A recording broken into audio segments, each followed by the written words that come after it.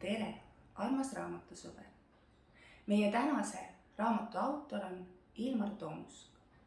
Ilmar Tomusk on õppinud eesti keele ja kirjanduse õpetajaks ja ta töötab Keeleinspektsiooni peadirektorina.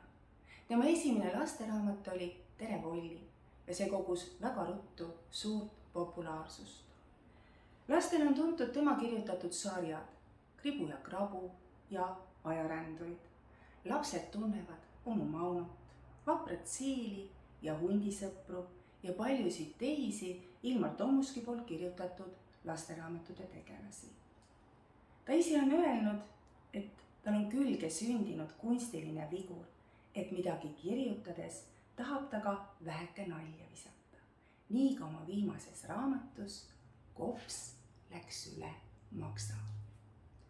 Kas oled kunagi mõelnud, mida sõnad tegelikult tähendavad? Kui saaksime vaadata inimese sisse, näeksime kohe, et kops on ülal ja maks allpool. Ometi väidavad inimesed alatasa, et kops läks üle maksa. Oleks ju põnev teada, mismoodi ta läks. Või võtame onu Alberti, kelle pea käib ringi. Kas see käib ringi koos onu Albertiga või hoopis omapäi? Kas see käib päripäeva või vastupäeva? Kas inimesest, kellel on lahtine pea, võib saada riigipea või peaminister? Mis juhtub, kui isa otsustab ühel päeval pulli teha? Kuidas ta seda teeb? Või peaks hoopis küsima, millest ta selle teeb? Kui vanaema süda on täis, siis mida? Ja kas see võib olla ohtlik, kui isal langeb kivi südamet? Miks on nii, et kui ema teeb teed, on see aurav ja piparmündilõhnaline. Aga kui isa teeb teed, lõhnab see hoopis asfalti järele. Mis saab lastevanemate koosolekust, kui emal on seljas kirevad riided?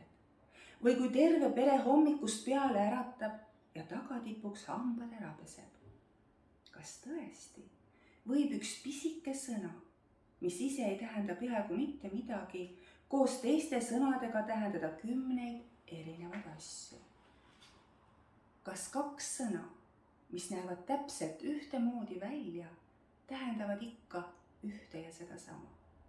Nendest ja veel paljudest täiesti tavalistest, kuid samas veidratest ja naljakatest sõnadest saadki lugeda raamatust Kops läks üle maksa. Väiksematel lugejatel tasub neid jutte lugeda koos õpetaja või mõne muu täiskasvanuga, kes sõnadest paremini aru saavad ja nende erinevaid tähendusi seletada oskavad. Kui aga peaks juhtuma, et ka täiskasvanu ei tea, mida mõni sõna või väljend tähendab, siis saab ta alati abi raamatutest, sest raamatud on targemad kui meie. Toredat lugemiselamust!